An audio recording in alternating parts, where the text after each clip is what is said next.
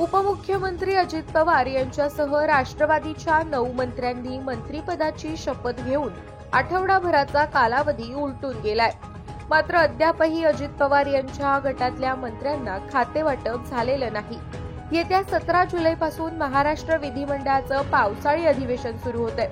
17 जुलै ते 14 ऑगस्ट पर्यंत हे अधिवेशन सुरू राहणार असून अधिवेशनापूर्वी मंत्रिमंडळ विस्तार करून खातेवाटप करण्याचा मानस शिंदे फडणवीस पवार सरकारचा आहे। यासाठी लवकरात लवकर खातेवाटप व्हावं यासाठी राष्ट्रवादी काँग्रेसकडून आग्रह धरला जातोय। त्याचबरोबर शिवसेना शिंदे गटाला हव्या असलेल्या खात्यांवर राष्ट्रवादीचा डोळा असल्याची माहिती समोर येते। मिळालेल्या माहितीनुसार अजित पवार यांच्या गटाकडून ग्रामविकास, सामाजिक न्याय, ऊर्जा, गृहनिर्माण, महिला आणि बालविकास आणि अल्पसंख्याक यासारखी खाती आपल्याकडे असावी अशी मागणी केली जाते।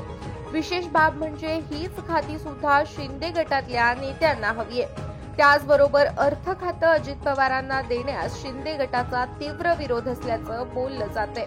सर्वात आधी भाजपा आणि शिंदे गटातील राहिलेला मंत्रिमंडळ विस्तार करावा आणि त्यानंतरच खाते वाटप करावं असा सूर शिंदे गटातल्या आमदारांकडून पाहायला मिळतोय।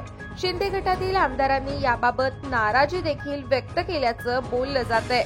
नाराजीचा सूर हा असाच राहिला तर आणखी काही दिवस हा खाते वाटपाचा प्रश्न लांबणीवर पडण्याची शक्यता आहे। त्यामुळे लवकरच मंत्रिमंडळ विस्ताराच्या 3ऱ्या टप्प्यात शिंदेंच्या आमदारांचा मंत्रिमंडळ विस्तार पार पडेल। यानंतर अजित पवार गटाचा होईल अशी बातमी समोर येते।